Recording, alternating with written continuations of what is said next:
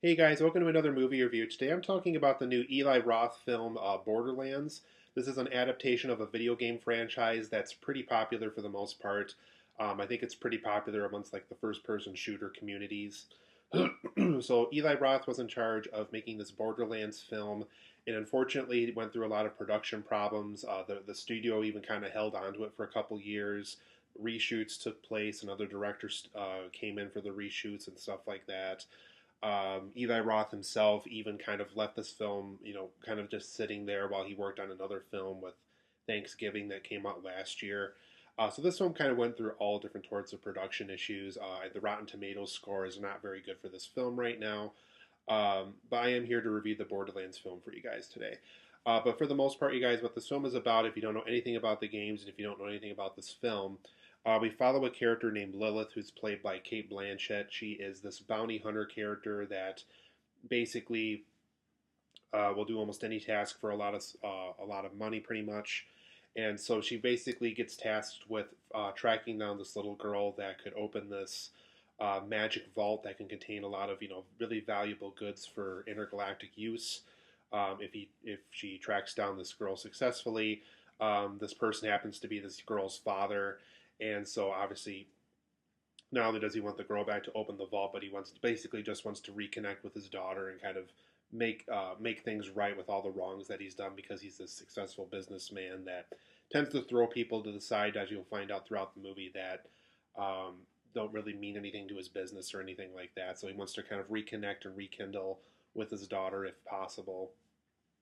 But while this is taking place, there's a lot of things that happen. There's a lot of betrayals and reveals that happen around certain characters and the planets that they're explored in this outer space adventure. And so basically, Lilith can't take this adventure on her own. She does need some help to basically pursue this quest. And so there's other characters along the way, other bounty hunters, a robot character, other characters that are basically also looking for this vault as well. So over the course of this film, Lilith has to figure out, how this ragtag team is going to help her out for the most part. Who's going to get to the vault first? Is it going to be the ragtag team? And if it is, what are they going to do when the vault gets opened? And if they do hand over this little girl to her father and he gets the vault stuff first, what's going to happen to the ragtag team overall? So that happens over the course of Borderlands. But overall, guys, I thought this film was just okay. I haven't really played any of the Borderlands games, but I do have some family and friends that happen to play them on occasion. I think I have one friend in particular that's kind of informed me about quite a few of these games and stuff. So I kind of went in with a very light knowledge of the games. So I wasn't super offended if they completely left something on the table that should have been there from the games regarding the story and stuff like that. So went in with extremely loose knowledge, basically just here to enjoy the film for what it was. Eli Roth is kind of a hit or miss director for me. He either makes something I really like House with a Clock in Its Walls, or he tends to make stuff that I really, really don't like Green Inferno. And so he's kind of in that weird space for me where he either does something, like I said, I really enjoy, or something that I really don't enjoy at all. So it was going to be interesting to see how he felt about Borderlands. And for the most part, I thought it was an okay experience. I can definitely see where the troubled production stuff was taking place.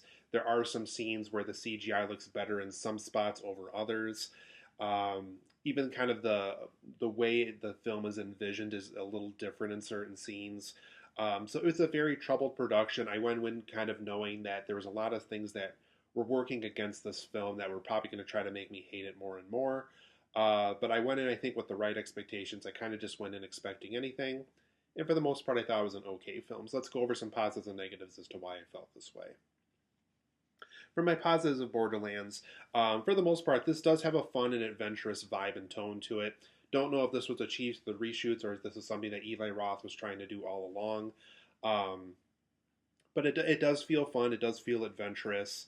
It does kind of have, it is very much copying Guardians of the Galaxy, and I think that's something that's working against it, which I'm going to go over here in my negatives here in a little bit. But it does try to copy Guardians of the Galaxy, but it is fun and adventurous. I think the vibe and the tone they were trying to go for was the right one. It is a PG-13 film, so there's nothing super offensive in this movie. It's mostly just like the violence and the language and stuff that got it its PG-13 rating, I would say. But it is fun and adventurous, and there is some things to be enjoyed here. So there is something working for this film, really. Jack Black plays a robot character in this film named Claptrap. Very fun character. I think he's probably my favorite character in the film. He voices this little robot character, and he's just kind of the comic relief of the film. He always tries to state kind of the statistics of the situation, if they can survive it the best or not. Just a really fun character. I just really enjoyed. I just really enjoyed Jack Black as a presence. I think he's a really entertaining actor that really is willing to try new things and do something interesting and entertaining and intriguing with his characters that he plays in film. And I think he plays another great character here. Also, him and Cate Blanchett were both in House with the Clock on Its Walls, with Eli Roth also directed. So on the scenes where it's the two of them going back and forth, it did kind of remind me a little bit of their back and forth from that movie in particular. So it was great to see the two of them working on a project again with Eli Roth. So always great to see that as a fan of that in particular film with House with the Clock on Its Walls. But I think this is the most fun character in the film. Really enjoyed Jack Black as this character. I think he definitely works as the comic relief of the film. Love seeing this character whenever he's given something fun to do in the story. And overall, Cate Blanchett's character of Lilith does get a lot of character development. At first, I was worried she wasn't going to have that. But we do learn a little bit more about her background. There's a character in particular that joins the team later on for the ragtag team that her and Lilith kind of had this history together. There's something that happened with her and her mom that does kind of put Lilith at, makes her uneasy around this character that she joins the team. And there is kind of a history as to why she is this bounty hunter and why she kind of feels lost and doesn't want to connect with anybody. And I do like how the film kind of explores how she feels that way about certain people and certain societies, and how reality kind of crashed down on her at a certain point in time. So they do develop her character in the right way. So I did like how she was written overall in this film as well. I also thought the set designs were also very good in this film. Whether they were practical at certain times and on a set somewhere for others, I do feel like this intergalactic vibe and the way the deserts were shot, the way the interiors were shot whenever they're in an indoor environment like a space bar or something. There's even a scene I think where they're trying to escape through like the sewer area. All that looks very good. It all looks very, like I said, whether it's impressive CGI or hand-built sets that were made very well. It also does kind of look like something you would see in those Borderland games, with the way that the shading was done and the way that the cell animation was done in the certain places in the games and stuff like that. So I did think the set designs were very impressive overall in this film as well. And overall, this is an entertaining enough film. It is a film where I never really felt bored. Obviously, I saw a lot of the negatives and flaws along the way. Clearly, this was a very troubled production, but it was entertaining overall. I was entertained with it. I never was really bored with it. I think for the most part, if you're there to have a good time, have a fun little space adventure, I think Borderlands for the most part is going to do the trick. But for my negatives of Borderlands, where I could definitely see a lot of people really not enjoying this film very all overall for the experience. For the most part, the world building in this film is pretty weak. It is a film where I just have a very difficult time explaining how the world of Borderlands works, just because the film doesn't do a very good job with how certain planets work and how the universe in this film works. And what are the good guys and the bad guys? Are they just kind of one of the same thing? There's just a lot of world building here that really could have been better. I think with a better script, they really could have achieved this more and could have gotten people who don't really know a lot about the Borderlands games into the film a little bit more as well. So I thought the world building could have been more impressively done here. And my another big negative, and I think this is the negative that really kind of gets people as to why a lot of people are not enjoying this film whatsoever. This film does borrow from a lot of better films quite often. Whether it's Guardians of the Galaxy or Mad Max or Star Wars, there's just a lot of moments where clearly they're taking from a bigger, better film. They're not trying to form their own identity. They're clearly trying to take something from another film and just apply it to their films, as there's not a real vision here necessarily. And I think that does hurt the film overall, as it does feel like it is borrowing a little too many times, and it could have just formed its own identity and became its own film rather than just taking stuff from other films. And for the most part, there is a lot of moments where the special effects really don't look good. I don't know if those are clearly the reshot scenes from the reshoots, or if they were just the scenes where the CGI artists were just not as caring as some of the other moments were in the film. But one moment in particular is there's a scene where I think her name is Tiny Tina. She's like the little girl of the group. Is throwing these like bomb bunnies at somebody from like this really high up area in this battleground, and the way the bunnies look, they feel like they're like a Windows 95 graphic. The way that she's throwing them down to this character, there's just a lot of moments where um, some of these special effects really don't look that great. Um, I don't know if this was confirmed or not, but there's even a scene where like they're going down in the sewer area, and the way that the sewer lid gets picked up before they go down in it. Somebody online claimed that that was like a crew person that lifted it up for him and stuff, which you can see in the shot. But I think it was supposed to be one of the Borderlands characters that did that, not necessarily a crew member. So clearly there was a lot of problems on the set here, and unfortunately that does show up in some of the special effects as well, unfortunately.